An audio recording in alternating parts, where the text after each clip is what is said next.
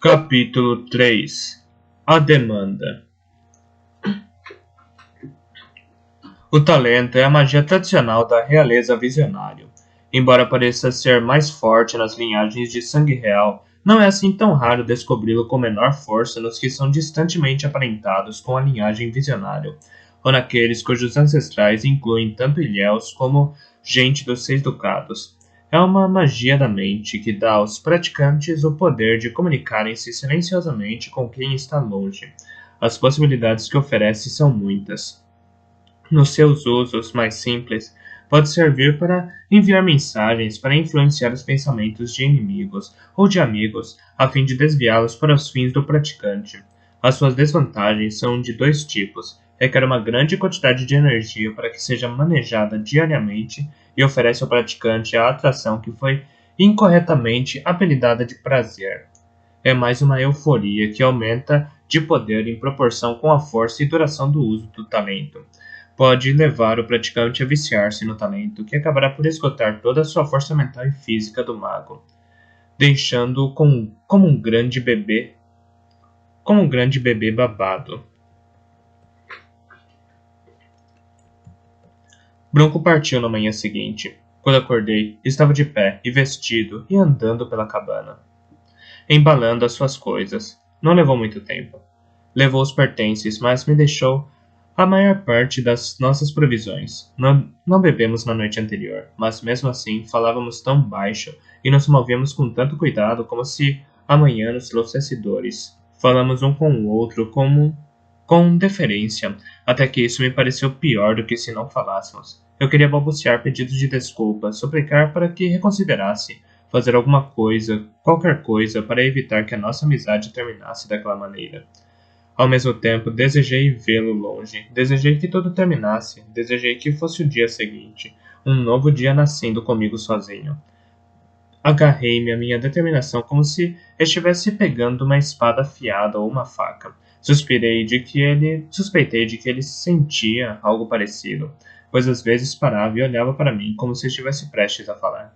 Então, os nossos olhos encontravam-se e assim nos mantínhamos por um instante, até que um ou outro desviava o olhar. Muito pairava sem ser dito entre nós.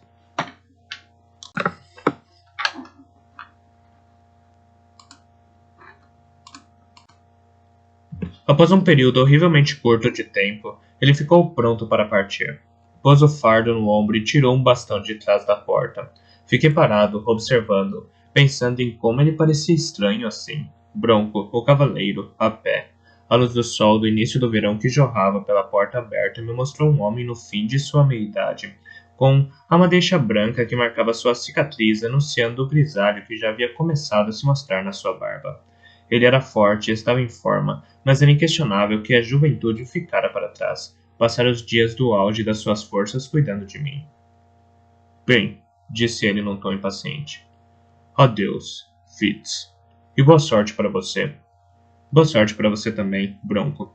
Atravessei rapidamente a sala e abracei-o antes de que ele tivesse tempo de recuar. Ele respondeu ao abraço, um rápido apertão que quase me quebrou as costelas, e depois afastou meu cabelo do rosto.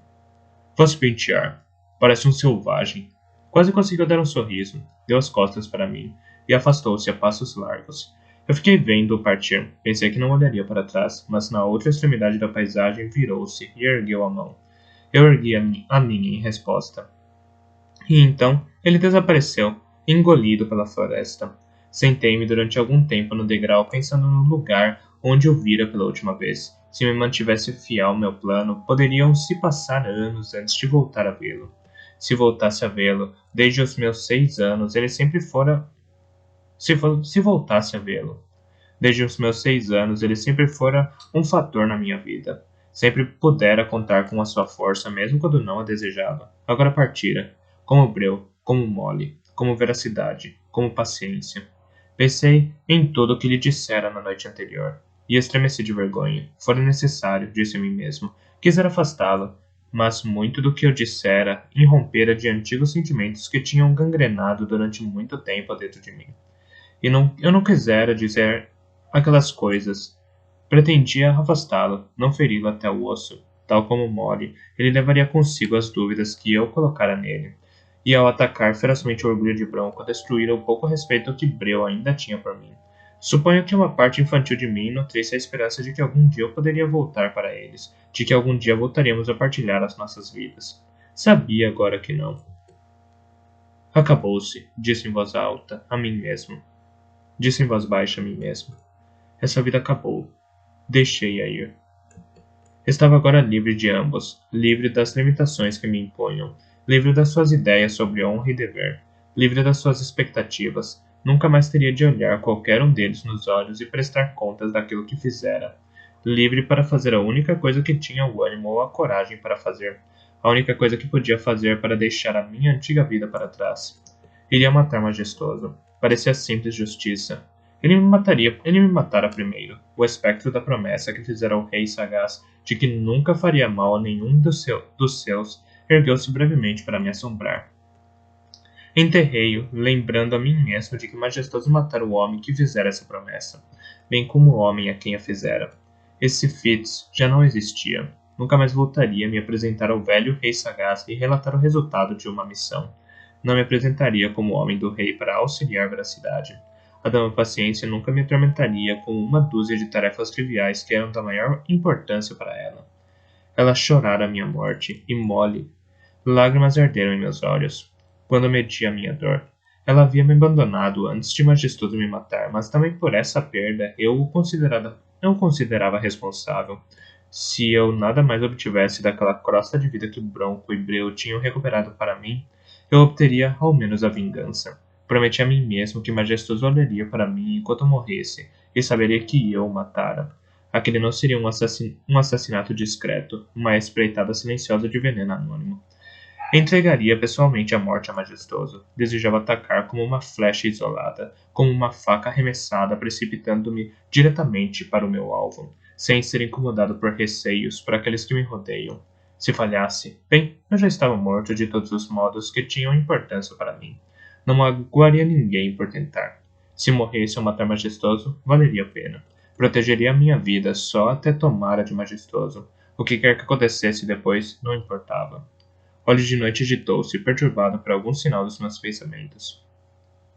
Já pensou alguma vez no que a sua morte me faria? Perguntou-me. Fechei os olhos com força por um instante, mas tinha pensado. O que faria a nós dois se eu vivesse como uma presa? O que faria a nós dois se eu vivesse como uma presa? Olhos de Noite compreendeu. Somos caçadores. Nenhum de nós nasceu para ser presa. Não posso ser um caçador se estiver sempre esperando ser presa. E por isso tenho de caçá-lo antes que ele me casse. Ele aceitou os meus planos com muita calma. Tentei fazê-lo compreender tudo o que eu pretendia fazer. Não queria que se limitasse a me seguir cegamente. Vou matar Majestoso e o seu círculo. Vou matar todos por tudo que me fizeram e por tudo que me tiraram. Majestoso. A carne que não podemos comer. Não compreendo a caça a homens. Peguei minha imagem de Majestoso e a combinei com as suas do mercador de animais que o apanhara quando era filhote e o espancara como um porrete reforçado com latão. Olhos de Noite refletiu sobre a imagem. Depois de me afastar dele, fui esperto o suficiente para ficar longe dele. Caçar esse tipo é tão sensato como ir caçar um porco-espinho. Não posso deixar isso para trás, Olhos de Noite. Compreendo. Também sou assim com os porcos-espinhos. E foi assim que viu a minha vendetta contra o Majestoso, como equivalente à sua fraqueza por porcos-espinhos. Dei por mim aceitando os objetivos que proclamara com menos tranquilidade. Depois de proclamá-los, não conseguia imaginar ser desviado por nenhum outro motivo. As palavras que proferira na noite anterior regressaram para me censurar. O que acontecera aos belos discursos que eu fizera Bronco sobre viver uma vida para mim mesmo? Bem, esquivei-me e talvez viesse a fazer aquilo se sobrevivesse ao atar essas pontas soltas. Não era que eu não pudesse viver a minha própria vida. Era não poder suportar a ideia de Majestoso andar por aí pensando que me derrotaram, sim, e que roubara o trono de veracidade. Vingança, pura e simples, disse a mim mesmo. Se quisesse deixar o medo e a vergonha para trás, tinha que fazer aquilo. Agora você já pode entrar, propôs. Por que eu não ia querer? Não precisei virar para ver que Olhos de Noite já descera até a cabana. Veio sentar-se ao meu lado e, em seguida, espiou para dentro da cabana. Enche a sua toca com os fedores que não me admira que o seu focinho funcione tão mal. Esgueirou-se com cautela para dentro da cabana e começou a perambular pelo interior. Eu permaneci sentado no degrau e de entrada, observando. Passara-se algum tempo desde que eu vira como algo mais do que uma extensão de mim mesmo. Ele estava adulto agora e no auge de suas forças. Outra pessoa poderia dizer que era um lobo cinzento. Para mim, era de todas as cores que um lobo podia ser.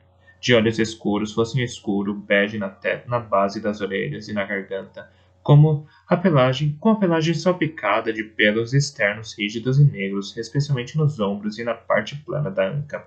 As patas eram enormes e ainda se abriam mais quando corria sobre a neve dura. Tinha uma cauda que era mais expressiva do que os rostos de muitas mulheres, e dentes e mandíbulas capazes de quebrar com facilidade os ossos de uma pata de veado. Movia-se com aquela economia de forças que os animais perfeitamente saudáveis mostram. Bastava observá-lo para me tranquilizar o coração. Quando ficou com a curiosidade praticamente satisfeita, veio sentar-se ao meu lado. Passados alguns momentos, estendeu-se ao sol e fechou os olhos. Fica de vigia? Eu fico de olho em você, assegurei-lhe. As suas orelhas torceram-se ao ouvir as minhas palavras. Em seguida, mergulhou num sono ensopado de sol. Levantei-me, em silêncio, e entrei na cabana. Precisei de um tempo notavelmente curto para avaliar as minhas posses. 2 cobertores e um manto. Tinha uma muda de roupa. Coisas quentes e lanosas, pouco apropriadas para viajar no verão. Uma escova, uma faca e uma pedra de molar. Pederneira, uma funda, várias pequenas peles curadas provenientes de animais que tínhamos caçado. Fio feito com tendões, um machado, o espelho de bronco. Uma pequena chaleira e várias colheres. Estas últimas eram o fruto do recente trabalho com madeira de bronco. Havia um pequeno saco de farinha grosseira e outro de farinha mais fina. O que sobrava do mel? Uma garrafa de vinho de sabugueiro. Não era muito para dar início àquela empreitada. Tinha pela frente uma longa viagem por terra até Valdefeira. Teria de sobreviver a isso antes de poder planejar um modo de passar pelos guardas de Majestoso e o seu círculo de talento, e matá-lo. Refleti com cuidado. Ainda não era o auge do verão. Havia tempo para reunir ervas e secá-las. Tempo para defumar peixe e carne para fazer rações de viagem. Eu não teria de passar fome. Por ora, eu tinha roupa e as outras coisas básicas, mas acabaria precisando de algum dinheiro. Dissera Abreu e Bronco que podia abrir o meu próprio caminho com base na minha perícia com animais e nos meus conhecimentos de escriba. Essas habilidades talvez me levassem até Valdefeira. Poderia ter sido mais fácil se eu pudesse ter continuado a servir de escavalaria. Conhecia barqueiros que se dedicavam ao comércio fluvial e eu poderia ter pago com trabalho a passagem até Valdefeira. Contudo, esse Fitz Cavalaria morrera. Não poderia ir à procura de trabalho nas docas, nem sequer poderia visitar as docas devido ao risco de ser reconhecido. Levei a mão ao rosto, lembrando-me do que o espelho de bronco me mostrara, uma madeixa branca no cabelo para me lembrar do local onde os soldados de Majestoso tinham aberto meu couro cabeludo pela última vez. Passei os dedos pela nova configuração do nariz. Também havia uma linha fina que me descia pela face direita, por baixo do olho, onde o punho de Majestoso me abria o rosto. Ninguém se lembraria de mim. Ninguém se lembraria de um Fitz que ostentava tais cicatrizes. Deixaria a barba crescer. E se cortasse o cabelo à frente à moda dos escribas, isso poderia ser uma mudança suficiente para não atrair interesse com um relance casual. Não queria me aventurar deliberadamente entre aqueles que tinham me conhecido. Esperaria a pé. Nunca havia feito uma viagem extensa a pé. Por que não podemos simplesmente ficar aqui? Uma interrogação sonolenta vinda de olhos de noite. Há peixes no riacho. Caça nos bosques atrás da cabana. O que mais precisamos? Por que precisamos partir? Eu preciso. Tenho de fazer isso para voltar a ser um homem. Acredita mesmo que quer voltar a ser um homem? Senti sua descrença, mas também a sua aceitação de que eu iria tentar. Espreguiçou-se indolentemente sem se levantar, esticando meus dedos das patas da frente. Para onde vamos? Valdefeira, onde Majestoso está. Uma viagem longa rio acima. Há lobos lá? Tenho certeza de que há na cidade. Tenho certeza de que na cidade propriamente dita não, mas há lobos em vara. Também ainda há lobos em cervo. Porque por aqui é que não.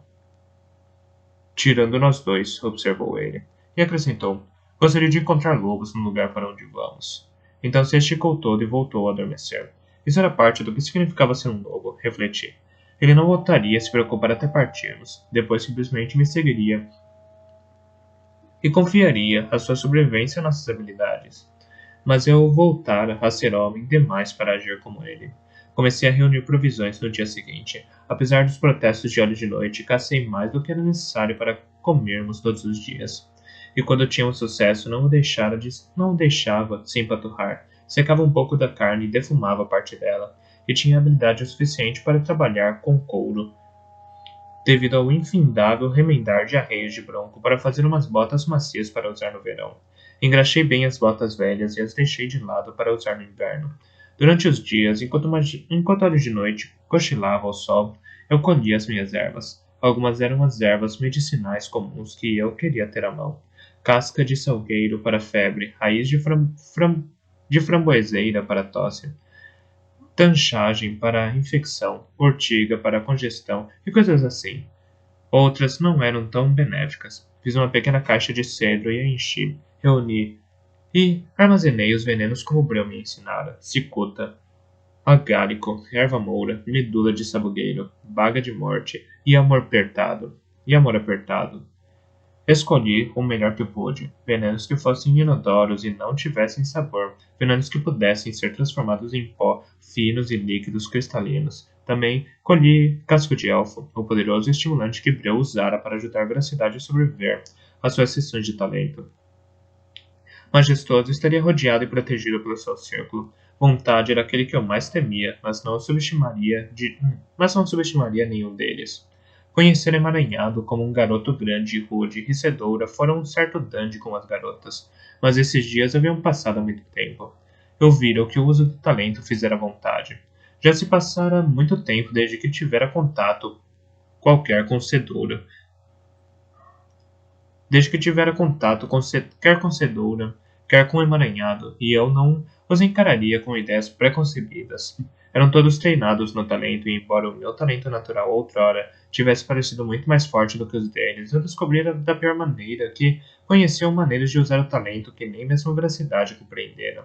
Se fosse atacado por eles com o talento e sobrevivesse, eu precisaria de casco de elfo para me recuperar.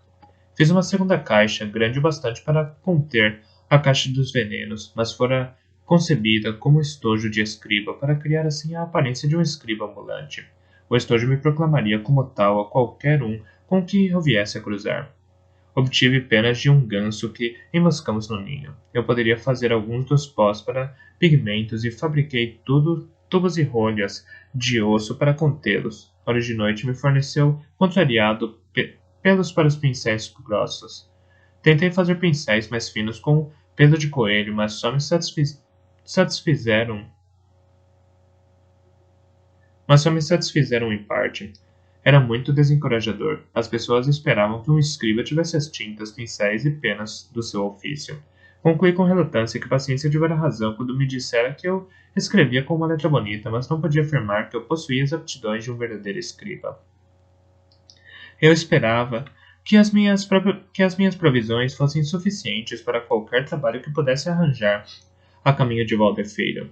Chegou uma hora em que sabia que estava tão bem aprovisionado como poderia estar e que devia partir em breve, para ter o tempo de verão para a viagem. Estava ansioso por vingança, e no entanto também estava estranhamente relutante em abandonar aquela cabana e aquela vida. Pela primeira vez que me conseguisse recordar, eu abandonava o sono quando acordasse naturalmente e comia quando tinha fome. Não tinha tarefas a cumprir além das que eu mesmo determinava. Certamente não faria mal se eu esperasse algum tempo para recuperar a saúde física. Embora os machucados do meu tempo passado na masmorra já tivessem desaparecido há muito tempo, os meus únicos sinais externos dos meus ferimentos fossem cicatrizes, ainda me sentia estranhamente rígido em certas manhãs. Ocasionalmente, o meu corpo me chocava com uma pontada quando saltava para apanhar alguma coisa, ou virava a cabeça depressa demais. Uma caçada particularmente extenuante me deixava tremendo e temendo um ataque. Seria mais sensato decidir estar completamente sarado antes de partir. Assim, Durante algum tempo nos demoramos. Os dias estavam quentes, a caça era boa. À medida que os dias passavam, eu ia fazendo as pazes com meu corpo. Não era o guerreiro fisicamente endurecido que fora no verão anterior, mas consegui acompanhá-lo de noite ao longo de uma noite de caçada. Quando eu saltava para matar um animal, os meus atos eram rápidos e seguros. Os meus atos eram rápidos e seguros. O meu corpo ficou curado e eu deixei para trás as dores do passado, reconhecendo-as, mas não as remoendo. Os pesadelos que tinham me atormentado caíram como os últimos restos da pelagem de inverno de olhos de noite. Eu jamais conhecera a vida tão simples. Fizera finalmente as pazes comigo mesmo.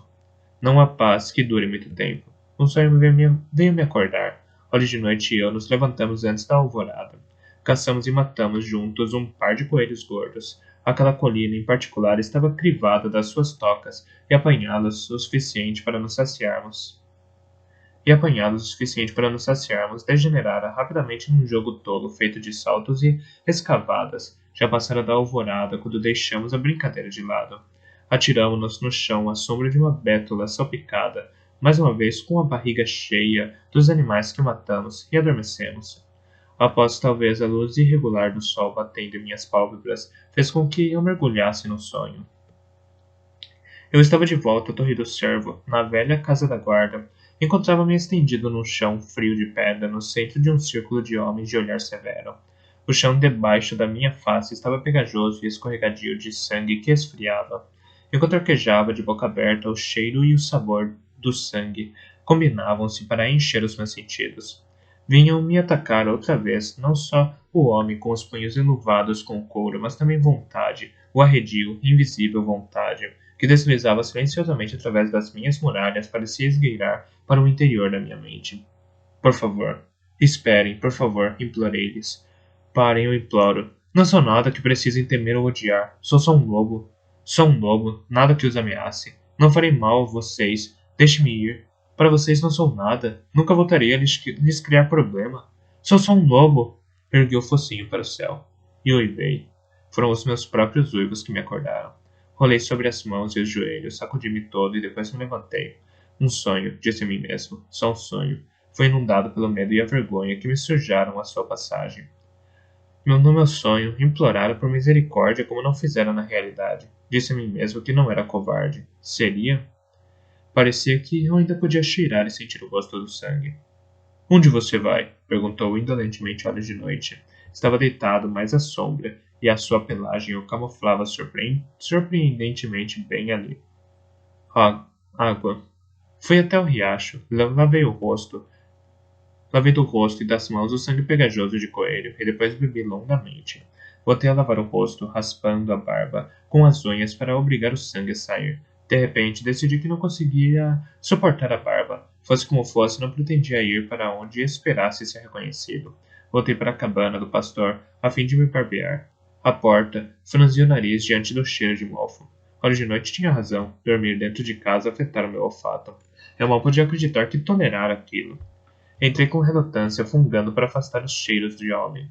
Chovera algumas noites antes. A umidade penetrava na carne seca e estragara parte dela. Separei-a, torcendo o nariz diante do grau de putrefação que ela mostrava. Havia larvas atacando alguns pedaços. Enquanto verificava cautelosamente o resto das provisões de carne, afastei uma persistente sensação de desconforto. Foi só quando peguei a faca e tive de limpar dela uma poeira fina de ferrugem que eu admiti para mim mesmo. Haviam-se passado dias desde que eu estivera ali, possivelmente semanas.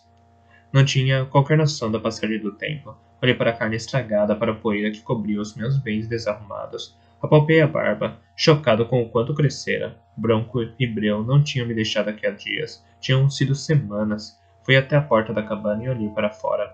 A grama crescia, alta, onde houvera caminhos que atravessavam o prado na direção do riacho e do local em que Bronco pescava.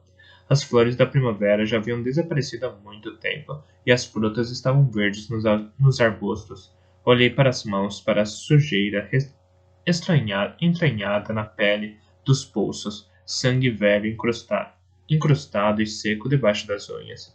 Antes, comer carne crua teria me enojado. Agora, a ideia de cozinhar carne parecia peculiar e estranha. A minha mente desviou-se do assunto e eu não quis me confrontar. Mais tarde, ouvi-me suplicando, amanhã, mais tarde, vá procurar óleo de noite. Está perturbado, irmãozinho? Sim, force-me a acrescentar. Você não pode me ajudar com isso. É problema de homem. Uma coisa que tenho de resolver sozinho. Seja um lobo, então, aconselhou ele num tom indolente. Não tive forças para responder aquilo, nem sim, nem não. Deixei que o coelho passasse por mim, baixei os olhos para mim, para a camisa e as calças manchadas. Minha roupa estava dura de sujeira e sangue seco, e as calças estavam em farrapos, abaixo dos joelhos.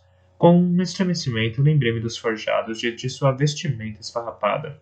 O que eu me tornara? Puxei pelo colarinho da camisa e em seguida afastei o rosto do meu próprio fedor.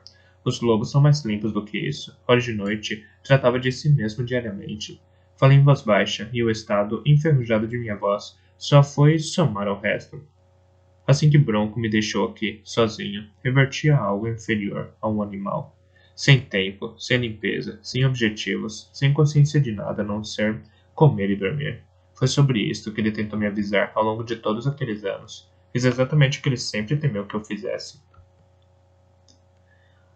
Acendi com dificuldade a lareira. Fiz muitas viagens ao riacho para buscar água e aqueci tanto quanto pude. Os pastores tinham deixado a cabana na cabana um caldeirão para derreter banha que era suficientemente grande para encher metade de uma tina de madeira que havia do lado de fora. Enquanto a água aquecia, colhi saponária e cavalinha. Não conseguia me lembrar de já ter estado tão suja. A áspera cavalinha raspou camadas de pele com a sujeira antes de eu ficar satisfeito com a minha limpeza. Havia mais do que algumas pulgas boiando na água. Também descobri um carrapato preso à nuca que eu queimei com um graveto em brasa que tirei da lareira. Quando fiquei com o cabelo limpo, penteei-o e em seguida voltei a prendê-lo atrás da cabeça num rabo de cavalo de guerreiro. Barbeei-me no espelho que o Bronco me deixara e depois fitei o rosto que havia ali, testa bronzeada e queixo pálido. Depois de já ter aquecido mais água e de ter ensopado e batido a roupa até deixá-la limpa, comecei a compreender a limpeza fanática e constante de Bronco. A única maneira de salvar o que restava das minhas calças era fazer uma bainha no joelho. Mesmo assim, não lhes restava muito tempo de uso. Estendi também a orgia de limpeza à roupa de cama e a de inverno, levando delas o cheiro de mofo. Descobri que um rato abriu um buraco no meu manto de inverno para fazer um ninho. Também remendei o manto o melhor que pude. Ergui os olhos das perneiras molhadas que eu enrolava num arbusto e dei com olhos de noite me observando. Você cheira a homem, mais uma vez. Isso é bom ou é ruim? É melhor do que cheirar a caça da semana passada. Não é tão bom como cheirar a lobo. Levantou-se e espreguiçou-se, fazendo uma profunda mesura para mim e esticando bem os dedos sobre a terra. Bom, você quer ser um homem, afinal. Viajamos em breve? Sim, viajamos para o oeste, subindo o rio Cervo. Oh, ele espirrou de repente, então caiu de forma abrupta sobre o flanco para rolar de costas na terra como um filhote. Contorceu-se alegremente, enchendo bem o pelo de terra, e em seguida ficou em pé para voltar a sacudi-la para longe. A sua aceitação indiferente de minha decisão súbita era um fardo. No que eu estava metendo? No que eu estava metendo? O cair da noite foi me encontrar com toda a roupa que possuía e toda a roupa da cama ainda molhadas. Mandara a olhos de noite caçar sozinho. Sabia que não regressaria tão cedo. A lua estava cheia e o céu noturno limpo. Haveria muita caça e movimento naquela noite. Entrei na cabana e alimentei o fogo suficiente para fazer bolos com o que restava da farinha grosseira. A fina fora atacada e estragada por gorgulhos. Era melhor comer agora a que restava do que deixá-la estragar da mesma forma. Os bolos simples com o que restava do mel granuloso que havia no pote tinham um gosto incrivelmente bom. Sabia que seria melhor expandir a minha dieta para incluir mais do que carne e um punhado de verduras todos os dias. Fiz um chá estranho com menta silvestre e pontas de brotos de ortiga. Isso também teve um gosto bom. Levei para dentro uma manta quase seca e a estendi na frente da lareira. Deitei-me nela, dormitando e fitando o fogo. Sondei na direção de olhos de noite, mas ele desdenhou da ideia de se juntar a mim, preferindo o animal que acabara de caçar e a terra fofa sob um carvalho na orla do prado. Eu estava mais só e mais humano do que estivera em meses. Senti-me um pouco estranho, mas bem. Foi quando rolei e me espreguicei que vi o pacote deixado na cadeira. Conhecia de cor cada um dos objetos que havia na cabana. Aquilo não estava ali da última vez que eu estivera. Peguei o pacote, farejei-o e descobri nele um leve cheiro de bronco, bem como o meu. No momento seguinte percebi o que havia feito e me censurei por isso. Era melhor que eu começasse a me comportar como se sempre houvesse testemunhas para os meus atos, a não ser que eu quisesse ser morto mais uma vez como um manhoso. O pacote não era grande, era uma das minhas camisas tirada sem que eu soubesse, como na minha velha arca de roupas, uma camisa de tecido suave e marrom, de que sempre gostei. Em um par de perneiras havia um pequeno pote de barro enrolado na camisa, contendo um unguento que Bronco usava para cortes, queimaduras e hematomas. 4 peças de prata numa pequena bolsa de couro. Ele bordava um cervo nos pontos da parte da frente. Um bom cinto de couro. Sentei-me admirando o desenho que o Bronco fizera nele. Havia um cervo de galhada abaixada para o combate, semelhante ao brasão que Veracidade sugerira para mim. No cinto, ele mantinha um lobo à distância. Era difícil não entender essa mensagem. Vesti-me diante da lareira, sentindo-me melancólico por ter perdido a sua visita e, no entanto, aliviado por isso. Conhecendo Bronco, ele provavelmente sentira algo de muito semelhante por caminhar até ali e me encontrar fora. Ele havia me trazido aquelas roupas apresentáveis por querer me persuadir a regressar com ele, ou para me desejar boa viagem. Tentei não ponderar qual teria sido a sua intenção, nem a sua reação ao ver a cabana abandonada. De novo, de novo vestido, senti-me muito mais humano. Pendurei a bolsa e a minha faca arrebanhada no cinto e passei pela cintura. Puxei uma cadeira para a frente da lareira e me sentei nela. Fitei o fogo, finalmente me permiti pensar sobre o meu sonho. Senti um estranho aperto no peito. Eu era um covarde? Não tinha certeza. Ia para a Valdefeira para matar Majestoso. Um covarde faria isso? Talvez, disse-me minha mente traidora. Um covarde talvez o fizesse se isso fosse mais fácil do que procurar o seu rei. Afastei esse pensamento da cabeça. Ele voltou logo. Matar Majestoso seria a coisa certa a fazer ou apenas aquilo que eu desejava fazer? Por que isso importaria? Por que importava? Talvez fosse melhor eu ir procurar Veracidade. Era uma tolice pensar nisso, até que eu soubesse que Veracidade ainda estava vivo. Se conseguisse contactar Veracidade pelo talento, eu poderia descobrir, mas nunca fui capaz de usar o talento de forma previsível. Galeno assegurara-se disso, com um insulto que pegara o meu forte talento natural e o transformara numa coisa instável e frustrante. Seria possível alterar isso? Precisaria conseguir usar bem o talento se eu quisesse passar pelo círculo e chegar à garganta de Majestoso. Teria de aprender a controlá-lo. Seria o talento algo que pudesse ser dominado sozinho? Como uma pessoa poderia aprender uma coisa sem nem sequer conhecer todo o seu alcance? Todas as habilidades que Galeno nem me incutira, nem me fizera perder com a sua violência, todo o conhecimento que Veracidade nunca tivera tempo de me ensinar. Como eu poderia aprender tudo isso sozinho?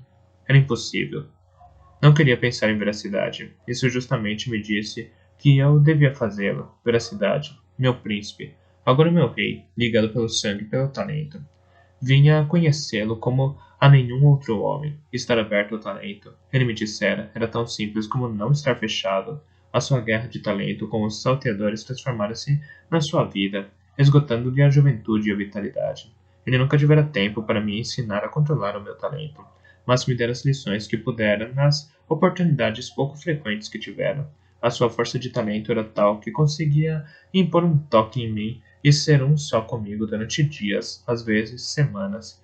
E um dia, quando eu me sentara na cadeira de meu príncipe, no seu estúdio, diante de sua mesa de trabalho, eu o contactara pelo talento.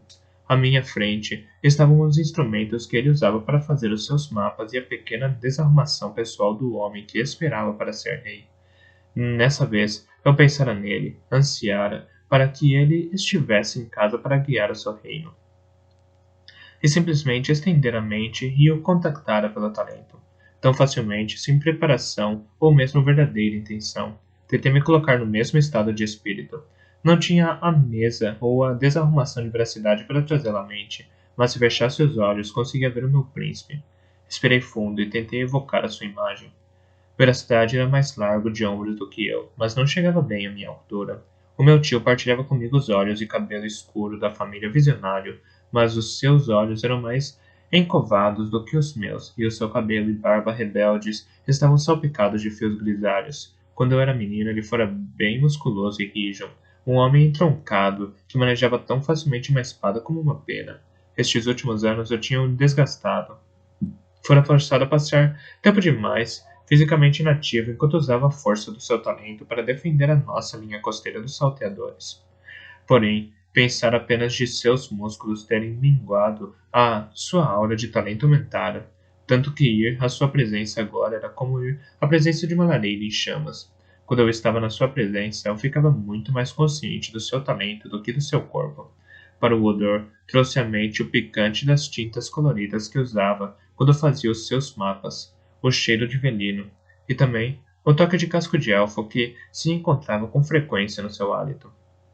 Veracidade, eu disse suavemente em voz alta, e senti a palavra ecoar dentro de mim, refletindo as minhas muralhas.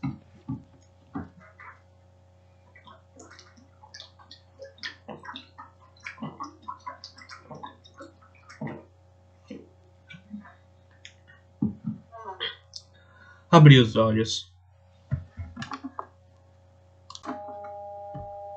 Não conseguia me estender para fora de mim mesmo até baixar as muralhas. Visualizar veracidade não me traria nenhum bem até abrir um caminho para o meu talento sair e o seu entrar na minha mente. Muito bem. Isso era bastante fácil, apenas relaxar, fitar o fogo e observar as minúsculas centelhas que sobem, montadas no calor, dançar entre centelhas, relaxar a vigilância, esquecer o modo como vontade tirar a sua força de talento contra essas muralhas e quase as levar a ceder. Esquecer de manter as muralhas erguidas fora tudo o que mantivera a minha mente enquanto eles me espancavam a carne. Esquecer aquela sensação nauseável de violação no momento em que Justino forçara a entrada em mim. O modo como Galeno marcara e mutilara minha capacidade para o talento quando abusara da sua posição como mestre do talento para forçar o seu controle sobre minha mente. Tão claramente como se veracidade estivesse ao meu lado, voltei a ouvir as palavras do meu príncipe. Galeno o marcou. Você tem muralhas que nem consigo começar a penetrar, e eu sou forte. Você teria de aprender a baixá-las. Isso é algo difícil. E essas palavras tinham sido ditas a mim há anos, antes da invasão de Justino, antes dos ataques de vontade. Sorri com amargura. Saberiam eles que haviam tido sucesso em me roubar do talento? Provavelmente jamais tinham sequer pensado a respeito nisso. Alguém, em algum lugar, devia fazer um registro do fato. Algum dia, um rei talentoso poderia achar útil saber que, se se machucasse o suficiente um talentoso com o talento, era possível selá-lo dentro de si mesmo e deixá-lo impotente nessa área. Veracidade nunca tivera tempo para me ensinar como baixar aquelas muralhas. Ironicamente, descobrindo uma maneira de me mostrar como reforçá-las para que eu pudesse isolar deles os meus pensamentos privados quando não desejava partilhá-los. Talvez isso fosse algo que eu aprendera bem demais. Perguntei a mim mesmo se alguma vez teria tempo para desaprender. O tempo. Não tempo, interrompeu Hora de Noite, num tom fatigado. O tempo é uma coisa que os homens inventaram para se incomodarem com ela. Você pensa nele até me deixar tonto. Por que segue essas velhas trilhas? Parece uma nova que possa ter alguma carne no fim. Se quer a caça, tem de persegui-la. É só isso. Não pode dizer, perseguir isto leva tempo demais, quero apenas comer. Tudo é uma coisa só. A perseguição é o princípio do comer. Você não entende, disse-lhe eu, cansado. O número de horas num dia é limitado, e o de dias nos quais posso fazer isso também. Por que corta sua vida em pedaços e dá nome aos pedaços? Horas, dias. É como um coelho. Se eu mato o coelho, como o coelho. Uma bufada sonolenta de desdém. Quando você come um coelho, corta-o e chama de ossos, carne, pelo, tripas. É por isso que você nunca tem o bastante. Então, o que devia fazer? Ó, sábio mestre, pode de choramingar e apenas faça o que tem de fazer, para que eu possa dormir. Ele me deu um ligeiro empurrão mental, como um cotovelo nas costelas, quando um companheiro senta-se perto demais de nós no banco da taberna. Percebi, de repente, o quão próximo eu havia mantido nosso contato ao longo das últimas semanas. Houve um tempo em que eu o censurara por estar sempre na minha mente. Não quis a sua companhia quando estivera com Molly. E tentei lhe explicar na época que esses momentos deviam pertencer apenas a mim. Agora seu empurrão deixou claro para mim que eu estivera me agarrando tanto a ele como ele se agarrara a mim. Quando eu era filhote, resisti firmemente ao impulso inicial de me prender a ele. Em vez disso, voltei a me instalar na cadeira e olhei para o fogo. Baixei as muralhas, fiquei algum tempo sentado de boca seca, à espera de um ataque. Quando nada veio, pensei com cuidado e voltei a abaixar as muralhas. Eles achavam que eu estava morto. Lembrei a mim mesmo. Não estariam à espreita para emboscar um morto. Mesmo assim, não era fácil baixar as muralhas. Era muito mais fácil abrir bem os olhos num dia em que a luz do sol se refletia brilhante na água, ou me manter imóvel à espera de um soco. Porém, quando finalmente o fiz, consegui sentir o talento fluindo ao meu redor, abrindo-se à minha volta como se eu fosse uma pedra na corrente de um rio. Bastaria mergulhar nela e eu encontraria veracidade, ou vontade, ou emaranhado, ou cedoura. Estremeci e o rio recuou. Fortaleci-me e regressei para junto dele. Permaneci durante muito tempo hesitando naquela margem, desafiando-me a mergulhar. Testar a água com o talento não era opção. Era dentro ou fora. Dentro. Dentro, e eu estava rodopiando e caindo. E senti meu ser rasgando como um pedaço de corda podre de cânhamo, fios que descansavam e se torciam para longe de mim. Todas as camadas que me transformavam no que era, memórias, emoções, os profundos pensamentos que importavam, os clarões de poesia que se experimenta e que batem mais fundo do que o entendimento, as memórias aleatórias de dias comuns, tudo isso esfarrapando-se e desaparecendo. Era tão bom. Tudo o que eu tinha de fazer era me deixar ir. Mas isso teria feito com que Galeno tivesse razão a meu respeito. Veracidade? Não houve resposta. Nada. Ele não estava lá. Recolhi-me ao interior de mim mesmo e puxei todo o meu ser, rodeando com ele a minha mente. Descobri que podia fazê-lo, que podia me controlar na corrente de talento, ao mesmo tempo que mantinha a identidade. Por que haveria sido sempre tão difícil pôr essa questão de lado e refletir sobre o pior? O pior era que Veracidade estivera vivo e falara comigo, alguns meses antes. Diga-lhe que Veracidade está vivo. É só isso, eu dissera, mas eles não haviam compreendido e ninguém agira. Mas o que podia ter sido aquela mensagem senão uma súplica de ajuda? Um pedido de ajuda do meu rei não fora respondido. De repente, aquilo não era algo que se pudesse suportar, e o grito de talento que saiu de mim foi algo que senti como se a própria vida me saltasse do peito num apelo de procura. Veracidade! Cavalaria! Não foi mais do que um murmúrio roçando na minha consciência, tão leve como uma mariposa batendo numa cortina. Aquela foi a minha vez de alcançar, agarrar e equilibrar.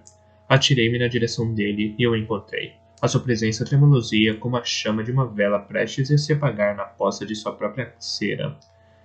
Sabia que ele partiria em breve. Eu tinha 1000 perguntas, mas a única que era importante. Veracidade, pode tirar forças de mim sem me tocar? Fitz, a pergunta mais frágil, mais hesitante. Pensei que Cavalaria havia regressado. Ele balançava à beira da escuridão para tirar o seu fardo de cima de mim. Veracidade, preste atenção. Pense, pode tirar forças de mim? Pode fazê-lo agora? Eu não consigo alcançar Fitz. Lembrei-me de Sagaz tirando forças de mim para enviar, pelo talento, uma despedida ao filho, e de como Justino e Sereno o haviam atacado e sugado todas as suas forças, matando-o, de como morrera, como uma bolha estourando, como uma centelha apagando-se. Veracidade! Atirei-me a ele, enrolei-me à sua volta, equilibrando-o, como ele me equilibrava tão frequentemente nos nossos contatos pelo talento. Tire de mim, ordenei-lhe, e me abri a ele. Com pura força de vontade, obriguei-me a acreditar na realidade da sua mão no meu ombro. Tentei recordar como me sentira nas vezes em que ele ou Sagaz haviam obtido forças de mim. A chama que era a veracidade deu um salto súbito, e após um momento ardia de novo, forte e limpa. Basta, advertiu-me, e em seguida com mais força. Tenha cuidado, garoto. Não, Eu estou bem, posso fazer isso, assegurei-lhe, e obriguei as minhas forças a transferirem para ele. Basta! Insistiu, e afastou-se de mim. Foi quase como se descêssemos um pequeno passo para trás. Foi quase como se dessemos um pequeno passo para trás e examinássemos um ao outro. Eu não consegui ver o seu corpo, mas podia sentir a terrível fadiga que havia nele. Não era a fadiga saudável que chega no fim de um dia de trabalho, mas a fadiga até os ossos de um dia opressivo empilhado sobre o outro, sem nunca se ter comido descansos suficientes entre eles. Eu lhe dera forças, mas não saúde, e ele iria queimar rapidamente a vitalidade que obtivera de mim, pois ela não era mais verdadeira força do que o chá de casco de elfo era uma refeição de sustento. Onde você está? Eu perguntei-lhe. Nas montanhas, disse ele com relutância e acrescentou. Não é seguro dizer mais, nem sequer desviarmos, nem sequer devíamos usar o talento. Há quem gostaria de tentar escutar a nossa conversa. Contudo, ele não pôs fim ao contato e eu compreendi que ele estava tão ávido para fazer perguntas como eu. Tentei pensar no que podia lhe dizer. Não conseguia detectar ninguém além de nós, mas não tinha certeza de que saberia se estivéssemos sendo espionados. Durante longos momentos, o nosso contato manteve-se simplesmente como uma consciência um do outro. Então a veracidade me advertiu com sinceridade. Precisa ter mais cuidado. Atrairá problemas para você. Ainda assim, isso me anima. Passei muito tempo sem o toque de um amigo. Então, qualquer risco que ocorra vale a pena, hesitei, e em seguida descobri que não era capaz de confiar o pensamento dentro de mim. Meu rei, há algo que tenho de fazer, mas quando estiver feito, irei até o senhor. Nesse momento, eu senti algo vindo dele, uma gratidão, cuja intensidade me subjugava. Espero ainda estar aqui quando você chegar. E então, com mais severidade, não diga nomes. Use o talento apenas se precisar, mais suavemente. Tenha cuidado, rapaz. Tenha muito cuidado. Eles são implacáveis. E então, desapareceu. Rompeu o contato por completo. Esperei que, onde quer que estivesse, ele usasse a força que eu lhe emprestara para encontrar alguma comida ou algum lugar seguro para descansar. Sentira que ele vivia como alguém acossado, sempre cauteloso, sempre com fome. Tão presa como eu. Algo mais. Um ferimento? Uma febre? Recostei-me na cadeira, tremendo um pouco. Eu sabia que não devia tentar me levantar. O simples fato de usar o talento retirava forças de mim, e eu abrira a veracidade e o deixara drenar ainda mais. Em alguns momentos, quando o tremor se atenuasse, eu faria um pouco de chá de casco de elfo e iria me restabelecer. Por hora, permaneci sentado, fitando fogo e pensando em veracidade. Veracidade partira de Torre do Cervo no outono passado. Parecia ter sido há uma eternidade. Quando Veracidade partira, o rei sagaz ainda vivia, e a esposa de Veracidade, Catrican, estava grávida. Ele estabelecera para si uma demanda. Os salteadores dos navios vermelhos das ilhas externas assolavam as nossas costas havia 3 anos, e todos os nossos esforços para afastá-los haviam falhado. Assim, Veracidade, príncipe herdeiro do trono dos 6 ducados, determinara que iria até as montanhas, para encontrar lá os nossos aliados quase lendários, os antigos. Segundo a tradição, muitas gerações antes, o rei Sabedoria os procurara, e eles haviam ajudado os 6 ducados contra os salteadores semelhantes. Também haviam prometido regressar se precisássemos deles, e assim Veracidade deixara para trás trono, esposa e reino para procurá-los e lembrá-los de sua promessa. O seu pai, idoso, o rei sagaz, ficara para trás, assim como seu irmão mais novo, o príncipe majestoso. Pois no momento em que Veracidade partira, Majestoso começara a agir contra ele, cortejar os duques interiores e ignorar as necessidades dos ducados costeiros. Eu suspeitava que era ele a fonte dos rumores que escarneciam da demanda de veracidade e o pintavam como um tolo irresponsável, quando não como um louco. O círculo de utilizadores de talento que deviam estar justamente juramentados à veracidade haviam sido corrompidos há muito tempo para se colocarem a serviço de Majestoso. Ele os usara para anunciar que Veracidade morrera a caminho das montanhas, e depois proclamara-se príncipe herdeiro. O seu controle sobre o cada vez mais frágil rei sagaz tornara-se absoluto. Majestoso declarara que iria mudar a corte para o interior, deixando a Torre do Cervo de todas as formas importantes à mercê dos navios vermelhos. Quando anunciara que o rei sagaz e a rainha de Veracidade, Catrican, tinham de acompanhá-lo, Breu decidira que precisávamos agir. Sabia que Majestoso não toleraria que nenhum dos dois se interpusesse entre ele e o trono, de modo que fizemos os nossos planos para fazê-los desaparecer na mesma noite em que ele se declarara príncipe herdeiro. Nada correra como planejado. Os duques costeiros estavam prestes a se levantar contra Majestoso. Haviam tentado me recrutar para sua rebelião. Eu concordara em auxiliar a sua causa, na esperança de manter Torre do Cervo como uma posição de poder para a veracidade. Antes de conseguirmos fazer o rei desaparecer, dois membros do círculo o mataram. Apenas Catrican fugira e, embora eu tivesse matado aqueles que haviam assassinado o rei sagaz, foi capturado, torturado e declarado culpado da magia da manha. A dama Paciência, esposa de meu pai, intercedera por mim em vão. Se Bronco não tivesse conseguido me entregar clandestinamente veneno, eu teria sido enforcado sobre a água e queimado, mas o veneno fora suficiente para simular a minha morte de forma convincente. Enquanto a minha alma acompanhava olhos de noite no seu corpo, Paciência reclamara o meu corpo da cela da prisão e enterrara. Sem que ela soubesse, Bronco e Breu me desenterraram, assim que puderam fazê-lo em segurança. Pisquei e afastei o olhar das chamas. O fogo já havia quase se apagado.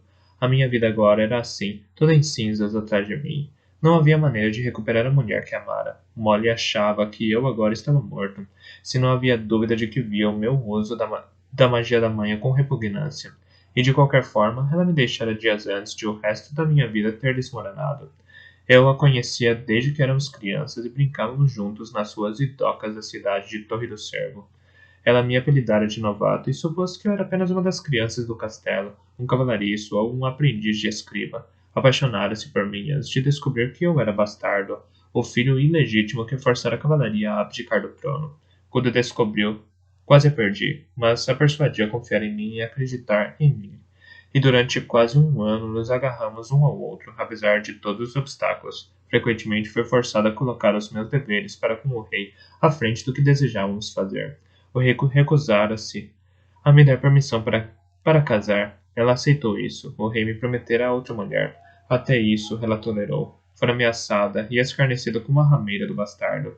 Fui incapaz de protegê-la, mas ela passara por tudo com firmeza, até que um dia me dissera simplesmente que havia outra pessoa, alguém que podia amar e colocar acima de tudo na sua vida, tal como eu fazia com o meu rei, e me deixou. Não podia censurá-la, só podia sentir a sua falta.